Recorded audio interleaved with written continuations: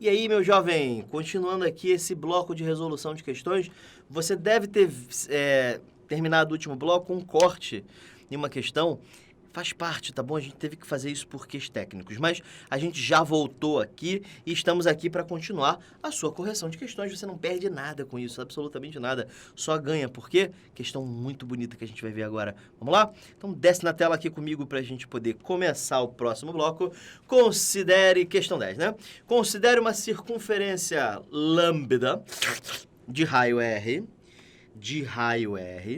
e diâmetros perpendiculares AB e CD. E eu não sei mais desenhar círculo.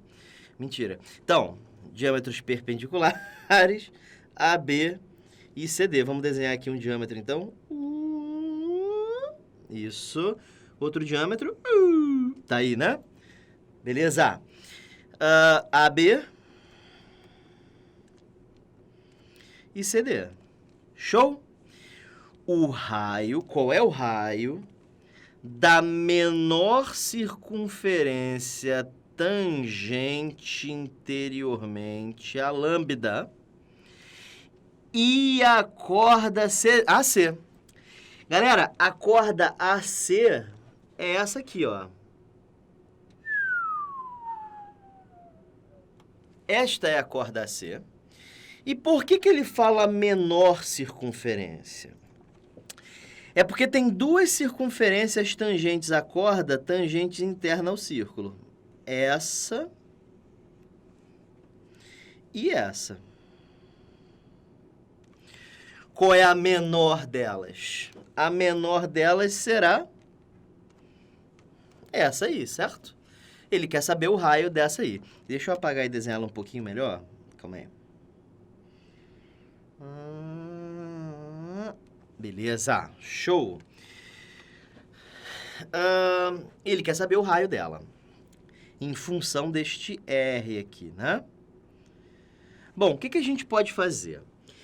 Eu já disse para vocês que quando vocês tiverem esses bagulhos de tangência, ligue os centros dos círculos que estão tangindo. É muito útil fazer isso, tá? Lembrando que ele está interessado nesse raio aqui que eu vou chamar de X. Ok? Beleza. Então, o que a gente pode fazer? O que a gente pode fazer, primeiro, é descobrir esse pedaço aqui. Dá para descobrir.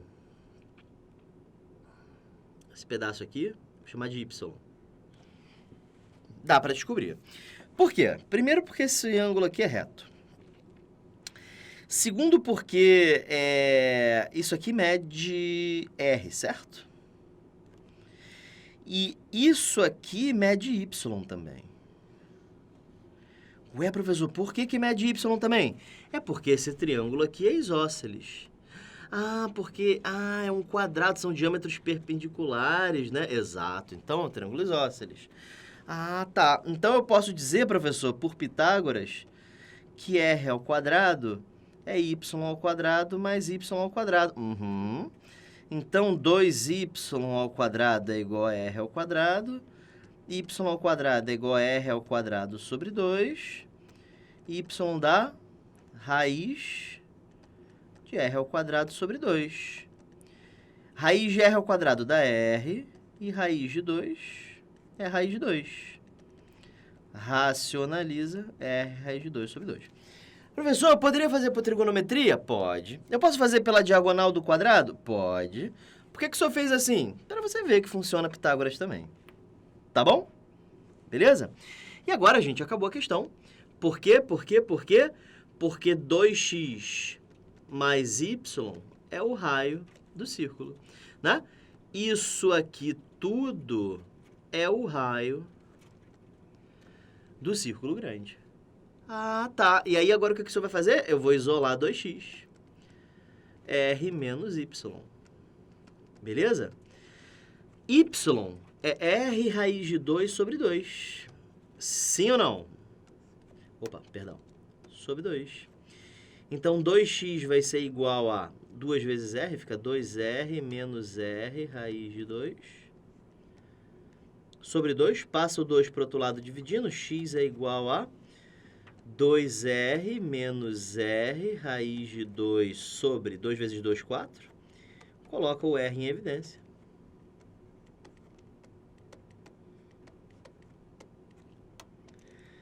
Sobre 4. Gabarito, letra C de casa. Tudo bem, jovem? Beleza? Bom, próxima questão, questão 11. Um estudante, essa aqui é uma questão que quem não entende o cerne da geometria não vai conseguir fazer. Leia aí e tente. Um estudante foi calculando o lado do polígono regular de 2n lados, ou seja, polígonos com uma quantidade par de lados, né? Inscrito em uma circunferência de raio 10 centímetros. Desenhar a circunferência aqui é um negócio muito útil, tá? Vamos lá. Para n sucessivamente iguais a 6, 12, 24. Então, ele foi aumentando, né? Beleza. Após determinar cada lado, calculou o perímetro do respectivo polígono. Então, o que ele fez foi o seguinte, jovem. Sobe aqui comigo. O que ele fez foi o seguinte. Ele foi pegando um polígono de 6 lados, calculou o perímetro. Inscrito no círculo. Aí, inscreveu um dodecágono. 12 lados. Escreveu no círculo, calculou o perímetro. Tá. Aí, ele fez com um polígono de 24 lados. Inscreveu um polígono de 24 lados, calculou o perímetro. Inscreveu um de 48, calculou o perímetro. Inscreveu um de 96, calculou o perímetro. Foi isso que ele foi fazendo. À medida que ele ia aumentando o lado, ele ia calculando o perímetro desse polígono. Tudo bem? Então, desce aqui na tela comigo. Após determinar cada lado, calculou o perímetro. Beleza. E observou que esse perímetro, à medida que você vai aumentando a quantidade de lados do polígono, é um número cada vez mais próximo, porém menor que quanto? Vamos entender, gente. Ele começou... Eu não vou conseguir desenhar os polígonos direitinho, mas ele começou com um hexágono, certo? Finge que esse hexágono aqui está regular. Legal. Aí ele foi para um dodecágono. 1, 2, 3, 4, 5, 6, 7, 8, 9, 10, 11, 12. Foi para o dodecágono. Aí foi para um polígono de 24 lados, que eu não vou nem tentar aqui, mas eu vou mostrar para vocês como é que ele seria. 1, 2, 3, 4, 5, 6... Olha como é que está ficando o meu polígono. Ele está ficando cada vez mais próximo de um círculo, certo? Então, à medida que a quantidade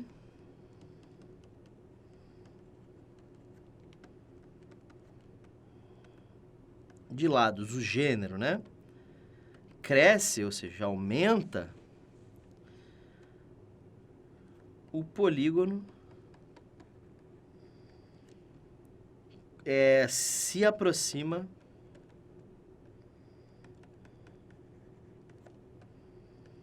de uma circunferência.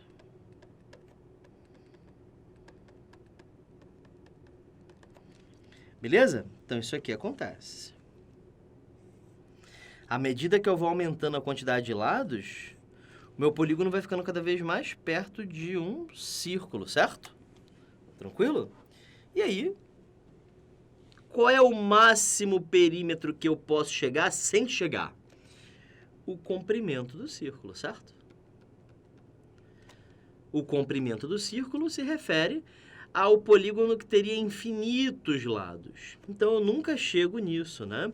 Portanto, eu posso afirmar que esse perímetro vai ser sempre menor que 2πr, porém se aproxima de 2πr, tá? E aí faz as contas aqui. 2πr fica 2 vezes 3,14. O raio é 10. Isso dá 62,8. Beleza? Aí tem um problema. Por quê? O gabarito pode ser D ou E. Porque este número, ele vai se aproximando de 63, mas ele também vai se aproximando de 64, tá? É lógico que o mais perto É a letra D. Mas a letra E também estaria certa pelo que ele está pedindo, porque o perímetro nunca vai chegar em 64, é menor, e vai ficando cada vez mais próximo também, tá? Então, por uma questão de semântica textual, a gente poderia dizer que a E também está certa, tá? Isso aí levantaria um bom recurso. Eu acho que ninguém entrou com recurso contra isso. Tudo bem? Então, sobe aqui comigo, jovem. Então, o que a gente está aprendendo com isso é que à medida que um polígono cresce a quantidade de lados, ele vai se aproximando cada vez mais de uma forma circular, tá bom? E aí o perímetro dele vira o comprimento do círculo. Vira, nunca chega, né? Porque o infinito não se chega, né? Você tende a ele. Então, à medida que eu vou ficando cada vez com mais lados, meu polígono vai se transformando cada vez mais numa forma circular, e aí o perímetro dele vai se aproximando cada vez mais do comprimento do círculo, sem nunca chegar no comprimento do círculo. Vamos lá? Então, 3, 2, 1, questão 12. Desce para a tela, vamos lá. Sejam L1 e L2, duas circunferências fixas de raios diferentes que se cortam em A e em B. P é um ponto variável exterior às circunferências, no mesmo plano. Muito bem. Eu vou desenhar isso aqui. São duas circunferências que se cortam em dois pontos. Então, seria essa situação aqui. Calma aí. Um círculo aqui tem que ficar direito. Vamos lá. Melhorou. Aê, pronto. Duas circunferências que se cortam em A e em B. Beleza. De P, traçam-se retas tangentes a L1 e L2, cujos pontos de contato são R e S. Se PR é igual a PS, o que a gente pode afirmar sobre P, A e B? Então, deixa eu mostrar para vocês essa situação, tá? Eu vou traçar uma reta tangente aqui, tangente ao círculo.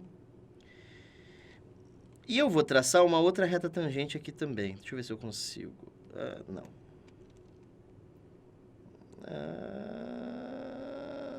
Aí, consegui. Pronto. E esses segmentos aqui tem que ser iguais. Esse segmento tem que ser igual a esse segmento. Beleza? E aí aqui nós temos o ponto P, R e S, com PR igual a PS. Vê o que ele disse? Olha só. De P, traçam-se retas tangentes a L1 e L2. Isso aqui é L1, isso aqui é L2. De P, traçam-se retas tangentes, uma tangenciando L1 e a outra tangenciando L2. De forma que PR seja igual a PS. Tá? PR igual a PS. Foi isso que ele disse. Tá bom? Galera, é o seguinte. Para que a gente resolva isso, sobe aqui comigo. Para que a gente resolva isso, eu vou passar uma rápida teoria aqui para vocês, no meio da questão mesmo, porque eu acho que não precisa de teoria à parte para isso, porque isso aqui é muito fácil, de uma coisa chamada de eixo radical. O que é o eixo radical? Para a gente entender o que é um eixo radical, a gente vai precisar lembrar o que é uma potência de ponto. Vamos lá? Desce aqui na tela comigo para a gente lembrar. Então, vamos lá. Aproveita a revisãozinha aqui, hein? Vamos lembrar? O que é uma potência de ponto? Eu faço questão de escrever aqui a definição corretinha, tá? Potência de ponto é um número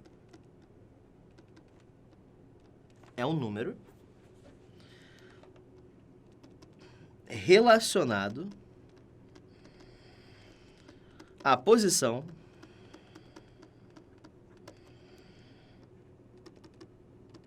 relativa entre um ponto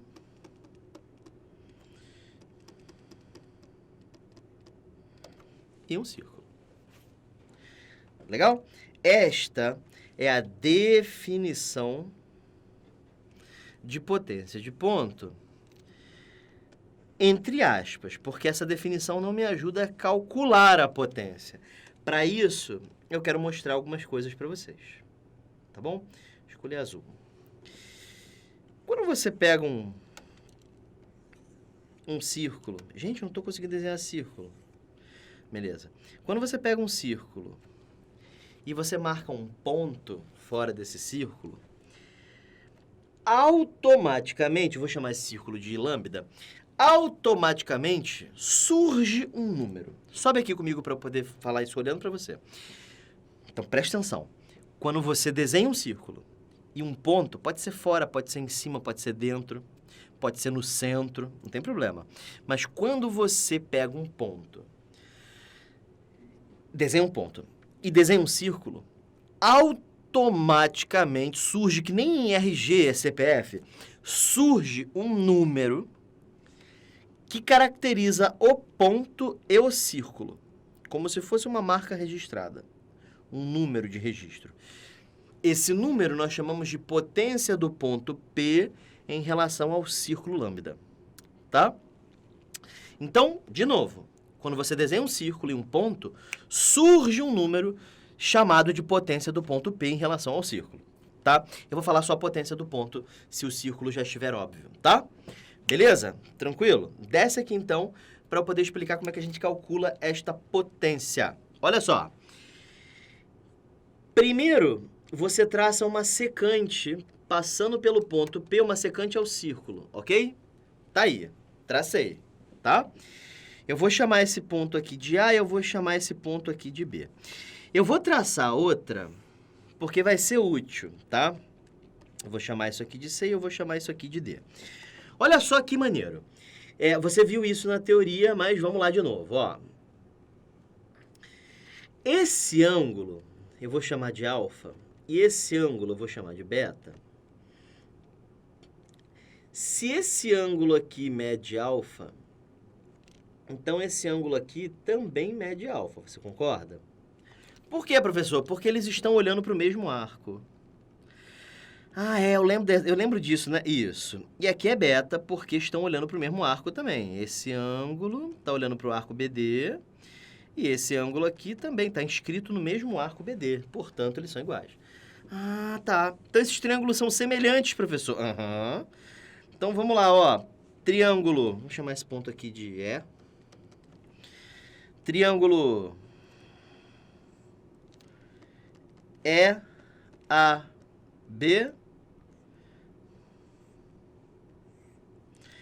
E o triângulo ECD. Aqui mede beta. Aqui mede beta. Aqui mede alfa. E aqui mede alfa. Esses dois triângulos são semelhantes. Dá uma olhada nesses triângulos saindo aqui, hein? Dá uma boa olhada aí.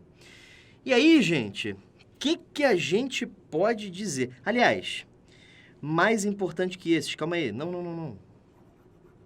Deixa eu apagar esse aqui. Tá certo o que eu falei, mas não é isso que eu quero mostrar, não. Eu quero demonstrar potência, não quero demonstrar sobre ângulos externos nem internos. Vou chamar aqui de gama, ó. Aí sim. Dá uma olhada no triângulo PBC, por favor. PBC, professor? Isso. PBC. Perdoe, gente. Então, aqui é C, aqui é P e aqui é B. Pronto, agora sim. Esse ângulo aqui mede gama, esse ângulo aqui mede alfa. Agora dá uma olhada no triângulo PAD. PAD, professor. Agora tá certo? Tá, agora tá certo. PAD. Aqui é D, aqui é A e aqui é P. Olha aí, aqui também mede gama e aqui também mede alfa. Pode checar lá na figura que você vai ver que vai estar certinho, tá? Beleza, professor. Então, eu posso fazer semelhança, né? Esses dois triângulos são semelhantes. Então, eu posso dizer que PA está para PC.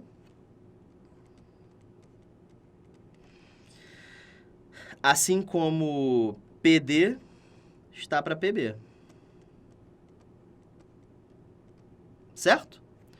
Multiplica em cruz. PA vezes PB é igual a PC vezes PD. PA vezes PB é igual a PC vezes PD. Então, gente, olha o que você acabou de descobrir. Você acabou de descobrir que esse pedaço vezes esse dá a mesma coisa que esse pedaço vezes esse. Isso, sobe aqui comigo, isso gera uma consequência muito drástica, tá? Deixa eu ver se eu consigo criar uma outra tela de rascunho aqui enquanto estou falando com vocês. Isso gera uma consequência muito drástica, que é a seguinte: quando você traça uma secante daquele ponto até o círculo, PA vezes PB vai dar a mesma coisa que P vezes P, não importa qual seja a secante. Então, desce aqui para eu poder explicar o que eu quis dizer. Quando você desenha um círculo e um ponto, não importa onde que você trace a secante, pode ser em qualquer lugar,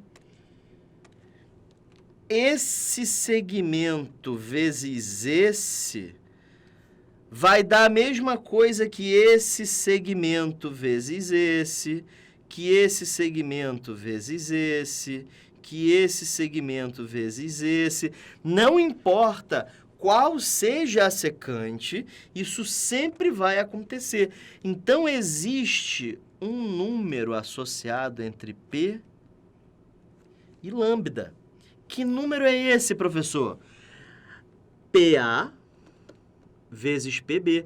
Isso é uma constante, não muda. PA vezes PB é sempre o mesmo. Professor, e se aqui for C e D? E se aqui for E e F? E se aqui for G e H? Não importa. PA vezes PB é igual a PC vezes PD, que é igual a PE vezes PF, que é igual a PG vezes PH, e assim vai. Não importa, sobe aqui comigo, não importa qual secante que eu traço, pedacinho vezes pedação vai continuar dando a mesma coisa. Essa coisa, que é a mesma, nós chamamos de potência do ponto P em relação ao círculo. Desce aqui para a gente formalizar. Então, a potência do ponto P em relação à circunferência lambda, é assim que se escreve, tá? É PA vezes PB. Então, por exemplo, você, professor, não estou entendendo não. Claro que você está, olha só. Imagina que eu diga para você que essa distância aqui é 2 e que essa distância aqui é 3. Isso aqui é o círculo L. Qual é a potência de P em relação a L? E aí?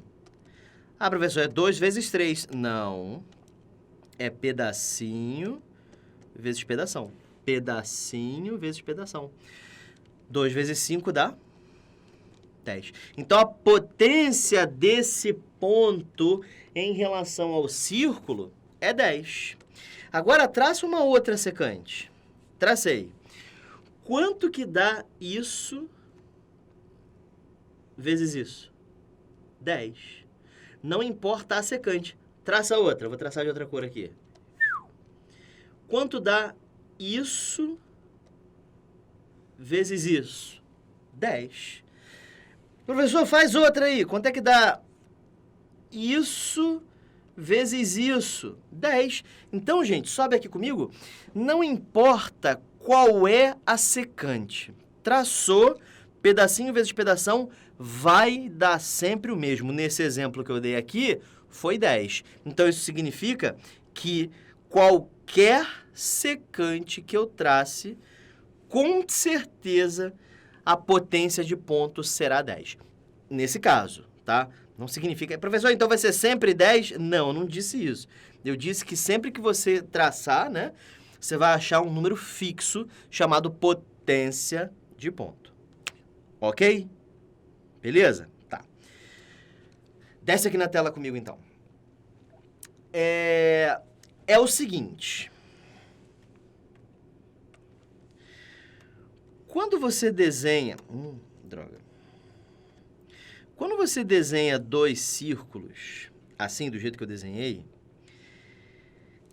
existe uma coisa chamada eixo radical.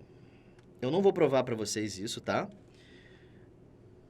Mas existe uma coisa chamada eixo radical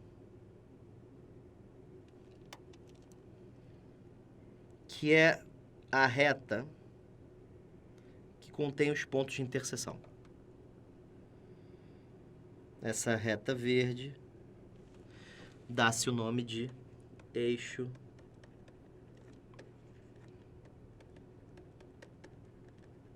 radical.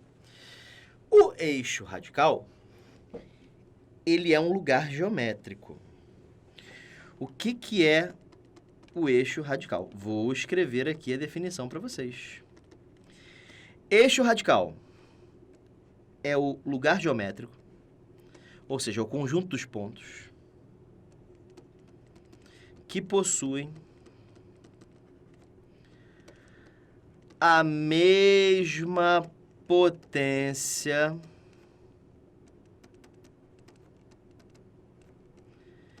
em relação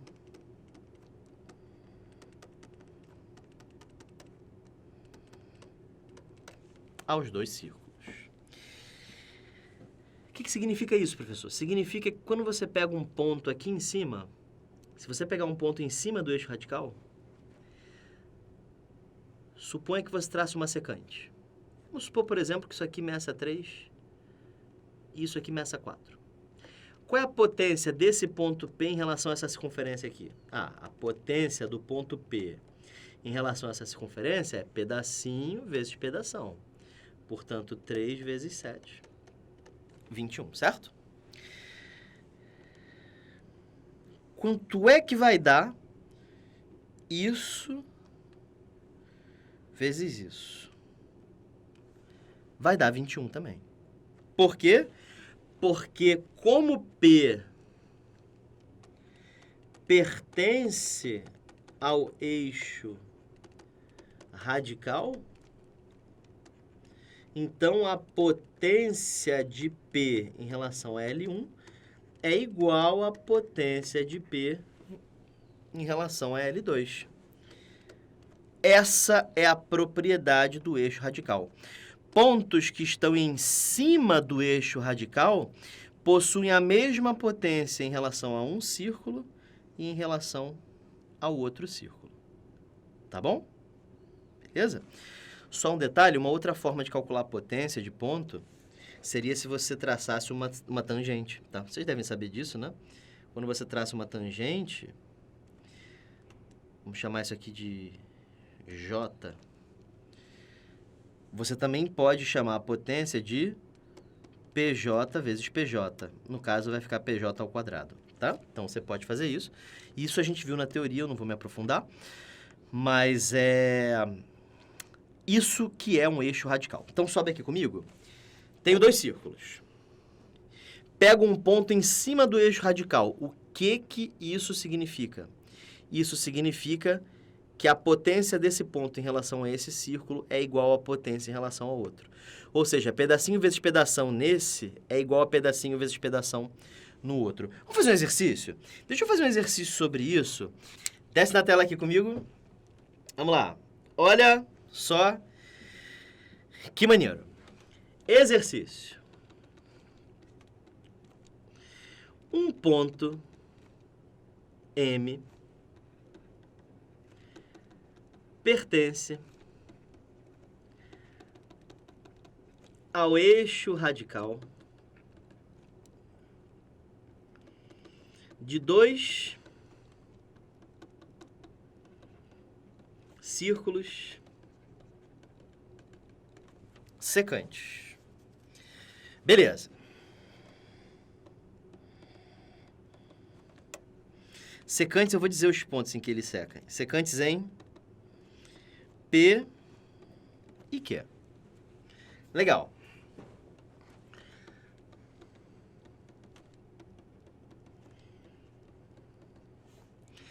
Sabe-se que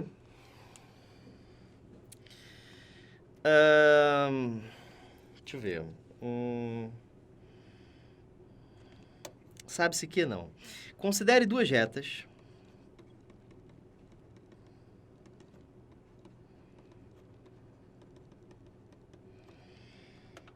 RS secantes aos 2 círculos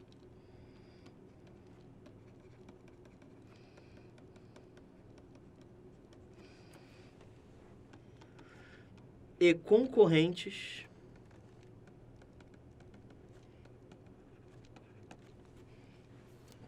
em P.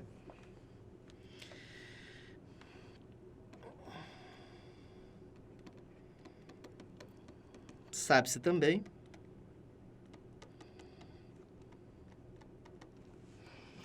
que R, agora vem a parte importante, intersecta um dos círculos em A e B, com PA menor que PB. Parece questão de CN, né? Se S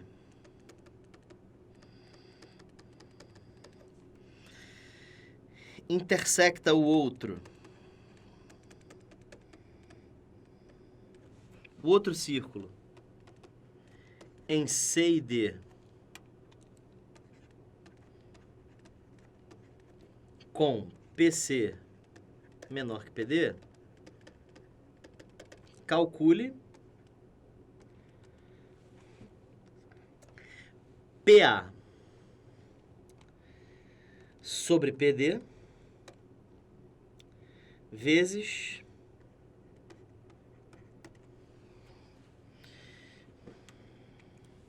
PB sobre PC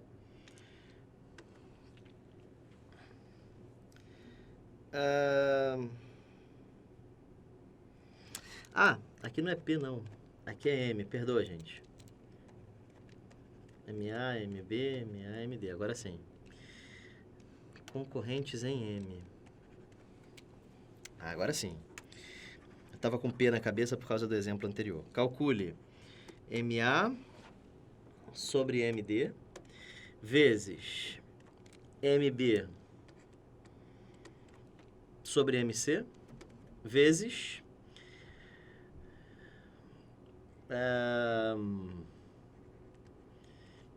MP sobre MQ a menos 1. Pronto. Tá aí. Questãozinha pra gente brincar de eixo radical. Tudo bem? Tranquilo? Bom, vou fazer com vocês, óbvio. Então, vamos lá, vamos desenhar a figura. Um ponto M pertence ao eixo radical de dois círculos secantes em P e Q. Deixa eu colocar um advérbio aqui rapidinho. Pertence externamente. Fica um pouquinho mais simples. Vamos lá. Tem um círculo e tem outro círculo. Tá bom assim. Se cortam, né, em P e Q. Então, esse aqui é o ponto P. Esse aqui é o ponto Q. E aí nós temos o nosso eixo radical. O eixo radical também existe quando os círculos não se cortam, tá? Mas isso é um papo para outro dia, tá bom? Então, P e Q. Temos aí, então, dois pontos. Considere duas retas R. E um ponto M externo, né? Considere duas retas R e S, secantes aos dois círculos e concorrentes em M. Então, essa reta aqui seca esse círculo e essa reta aqui seca o outro círculo. R intersecta um dos círculos em A e B. Enquanto que S, e MA é menor que MB. Então, A só pode estar aqui e B só pode estar aqui. Tá? E S intersecta o outro círculo em C e D, com MC menor que MD. Beleza. Galera, M pertence ao eixo radical. Portanto, a potência de M em relação a um dos círculos, vou chamar de L1 e L2 também, é igual à potência de M em relação ao outro círculo. Essa é a definição de eixo radical. Eixo radical, lugar geométrico dos pontos que possuem a mesma potência. Mesma potência. Mesma significa que a potência em relação a um dos círculos é igual à potência em relação ao outro. Como é que você faz potência em relação a um dos círculos? Pedacinho vezes pedação. Beleza? MA vezes MB. Em relação ao outro, pedacinho vezes pedação. MC vezes MD. Legal? Beleza?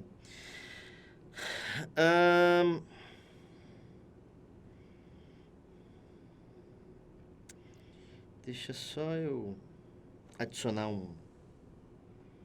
Eu vou retirar esse pedaço aqui, porque senão vai ficar uma variável, tá bom, gente? Ah, ficou simples, mas tudo bem, não tem problema não. E aí, o que você faz é passar isso aqui dividindo para o outro lado.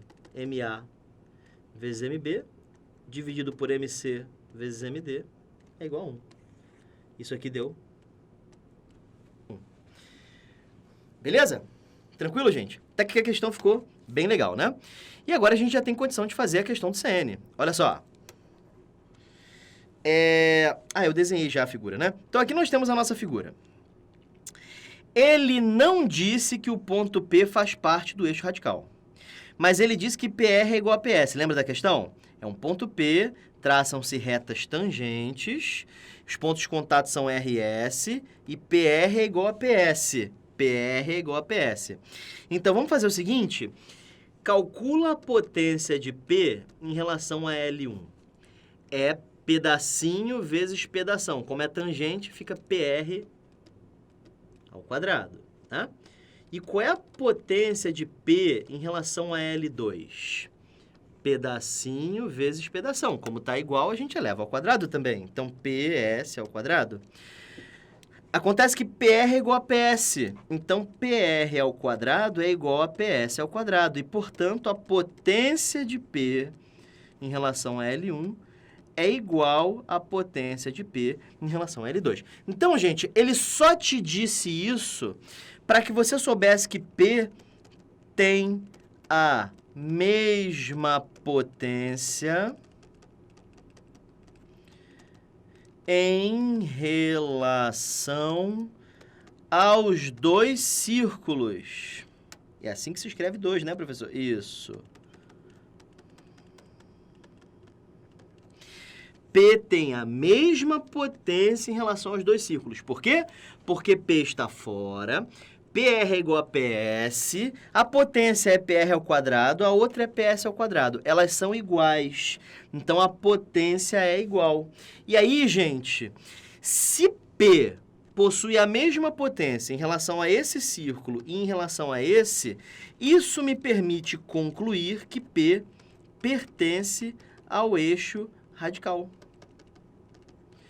E qual é o eixo radical? Eixo radical é esse aqui.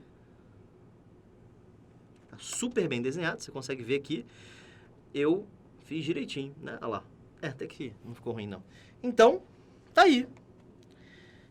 Pode-se afirmar que P, A e B estarão sempre alinhados. Aqui, ó. Pertence ao eixo radical. Estão sempre alinhados por quê? Porque todos pertencem ao eixo radical. De outra forma, para você provar isso, é um pouquinho complicado, tá bom? Legal? Então sobe aqui comigo. Demos essa volta porque eu acabei explicando coisas que estão além. Sim? Para a gente entender isso aqui com perfeição, a gente precisa de um pouquinho de geometria analítica, tá? E não é a hora para isso. Então eu vou deixar isso um pouquinho para lá. Tá bom? E a gente vai agora focar nas próximas questões. Tudo bem? Curtiram o conteúdo? Beleza? Tranquilo. Desce na tela aqui comigo, então. Questão 13. Vamos lá. 3 dos 4 lados de um quadrilátero circunscritível. Quadrilátero circunscritível significa que o círculo cabe dentro dele, tipo esse aqui.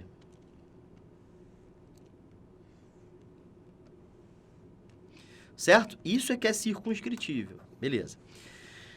São iguais aos lados do triângulo equilátero, quadrado e hexágono regular circunscritos a um círculo de raio 6.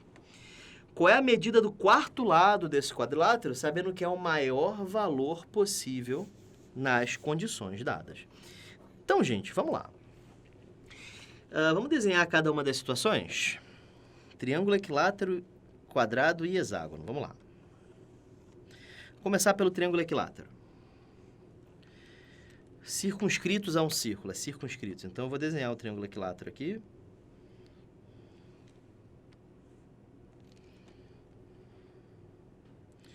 E esse triângulo equilátero vai circunscrever um círculo. Então, temos aí The Deathly Hallows. Quem entendeu, entendeu. Beleza. E aí nós temos agora um quadrado, é isso? Isso, um quadrado.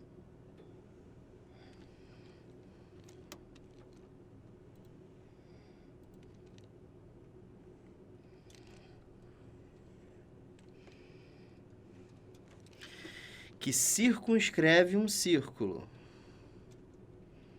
Ah, o círculo tem raio fixo, né? Putz, então... Eita, vai ser difícil de desenhar. Vou tentar.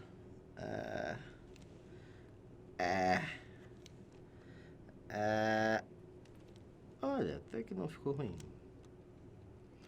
Não ficou o melhor quadrado do mundo, mas tá tudo bem. Então, é o mesmo círculo. Eu tinha aumentado o círculo. Não é para aumentar o círculo, é para ficar o mesmo tamanho. Então, nós temos aí o nosso último círculo e agora um hexágono. Jesus. Deixa eu ver se eu consigo fazer isso. Tentando fazer a figura o mais bonitinho para vocês, gente, mas tá difícil. Eu apaguei o círculo. Boa, Ítalo. Boa, rapaz. Era isso que eu queria fazer.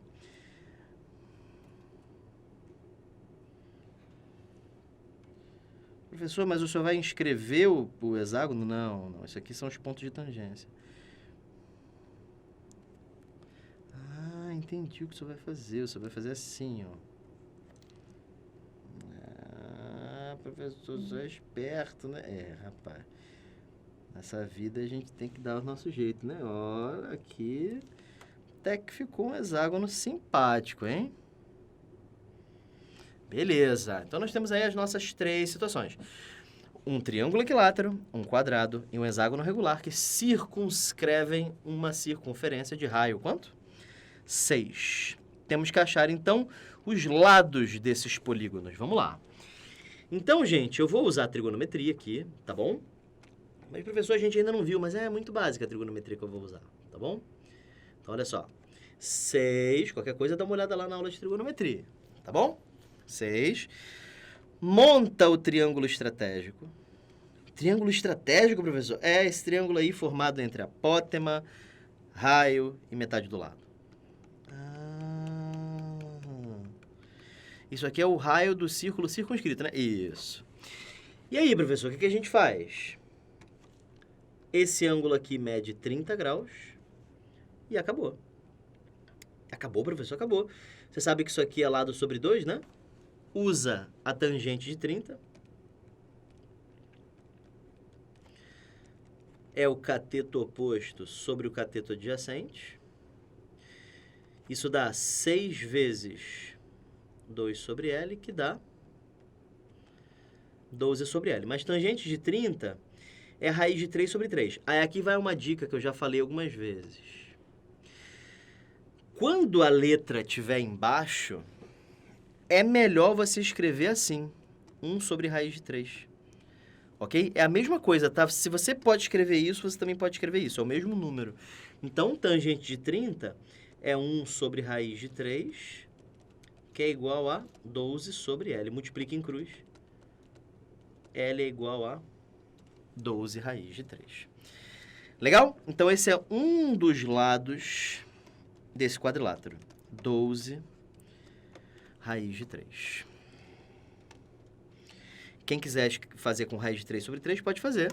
Só que você vai ter que racionalizar, tá? Para quem é preguiçoso que nem eu, não rola. Então, temos aí o quadrado agora, tá? Lembrando que isso aqui mede 6.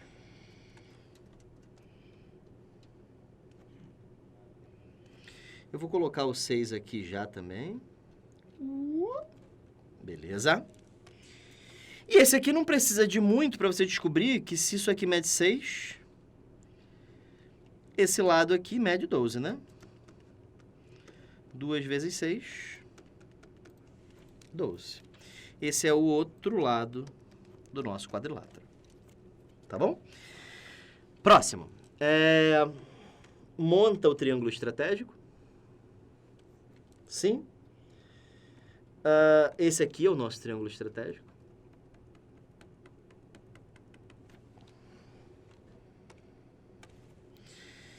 Este ângulo aqui mede 60 graus.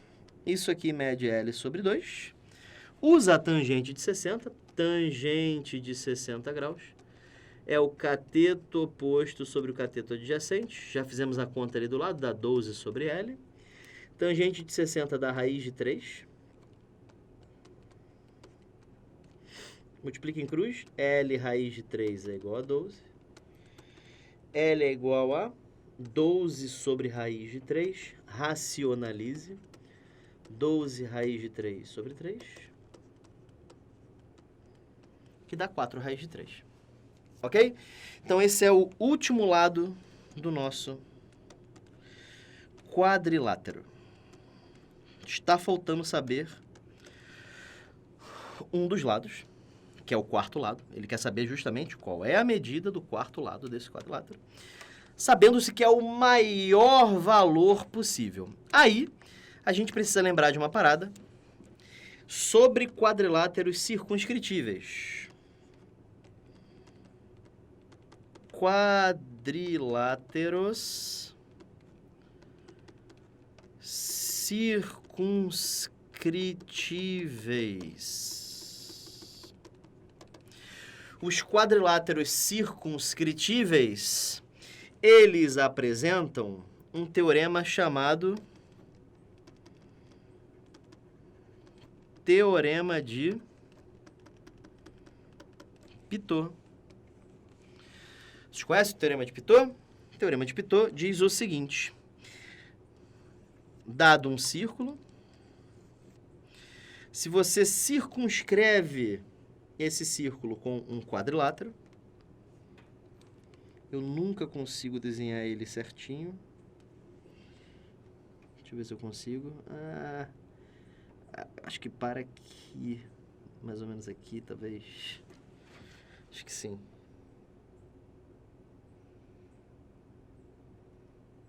Olha, tá bom.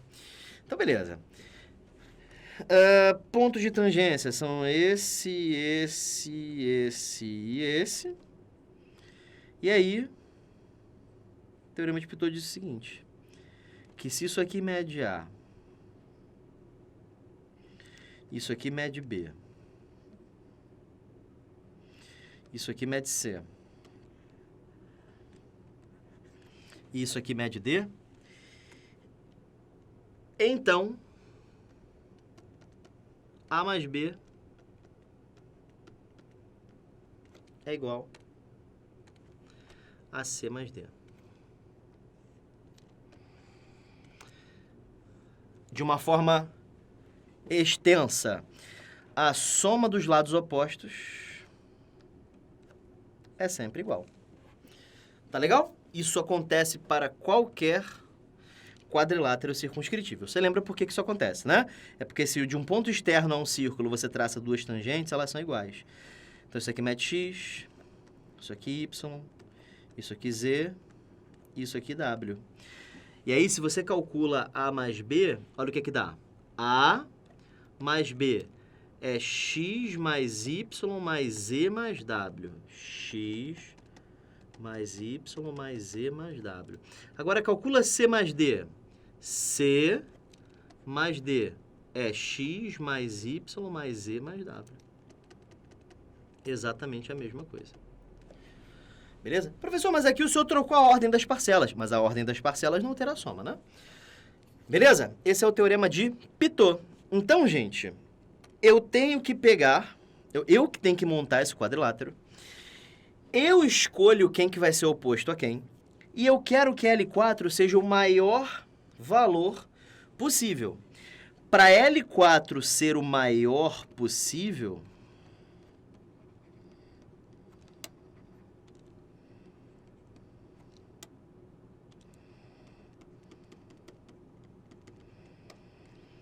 o oposto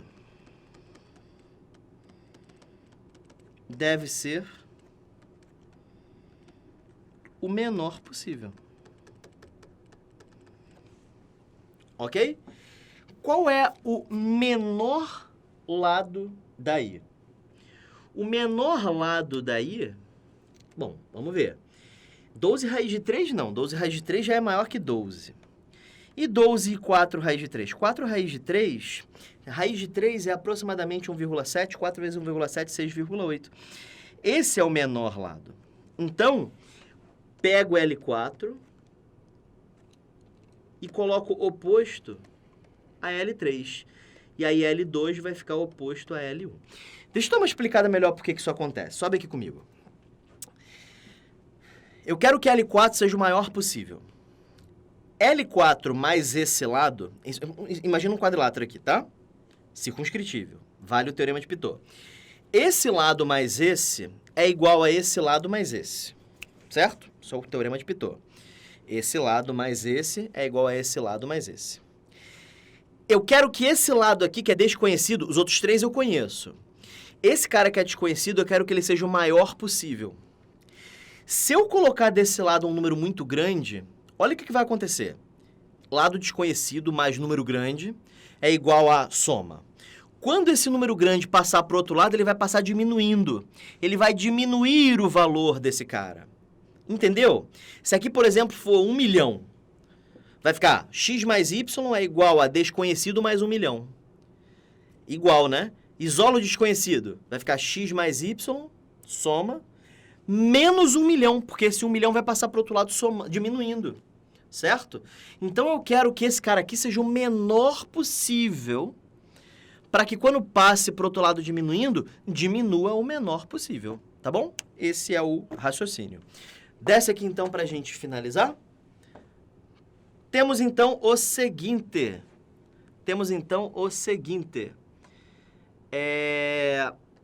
L4 mais L3 é igual a L2 mais L1. Tranquilo? L4 eu não sei. L3 é 4 raiz de 3. L2 é 12 e L1 é 12 raiz de 3, tá? Se você entendeu a mímica que eu fiz agora há pouco com a mão, vai ficar um pouquinho mais fácil, tá bom? É essencial para o entendimento desse problema. Isso dá 12 mais 8 raiz de 3. Professor, não tem gabarito. Claro que tem. Letra C, certo? 8 raiz de 3 mais 12. Legal? É um pouquinho difícil a questão, né? Mas é muito divertida, né? Bom, próxima questão. Questão 14. Vamos lá. Qual é o perímetro de um quadrilátero convexo inscrito em uma circunferência de raio unitário? Raio unitário significa que R é igual a 1, ok? Sabendo-se que esse quadrilátero foi construído utilizando-se pelo menos e somente os lados do triângulo equilátero, cujo ângulo central é 60 graus, o quadrado, cujo ângulo central é 90 graus, e o hexágono, cujo ângulo central é 60 graus. Aqui é 120, gente, perdoa. 60 graus. Vocês estão ligados nisso de ângulo central? Deixa eu mostrar aqui para vocês. Triângulo equilátero, quadrado... deixa eu afastar mais. Triângulo equilátero, quadrado e hexágono. No caso do triângulo equilátero, quando você inscreve um triângulo equilátero num círculo... Deixa eu construir todas as figuras logo. Quadrado...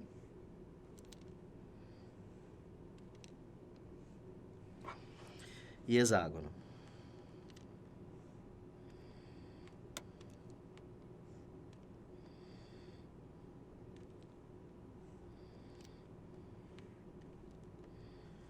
Tá aí. Olha o ângulo central. 120 graus. Certo? Como é que o senhor sabe, professor? Porque aqui era 60, equilátero, né? Então aqui mede 30, 30. 30 mais 30 é 60, para 180, 120. Qual é o ângulo central aqui? Gente, é porque minha mão tampa, eu não posso mirar. É um ângulo reto, um ângulo de 90 graus. E qual é o ângulo central aqui? 60 graus. Então, gente, eu quero formar um quadrilátero, certo? Então, eu quero unir esses três ângulos de modo a fechar 360, porque eu quero que feche um polígono, né? Então, o que eu posso fazer? O que eu posso fazer é o seguinte. Deixa eu ver. Ah, pronto, foi. Ó, tá vendo esse 90 graus? Monto 90 graus duas vezes. Certo? Aí eu já tenho dois lados de um quadrado. Monto 120.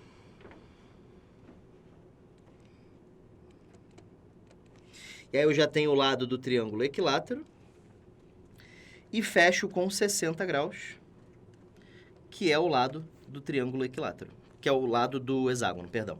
Então, fecha direitinho, né? 90 mais 90, 180.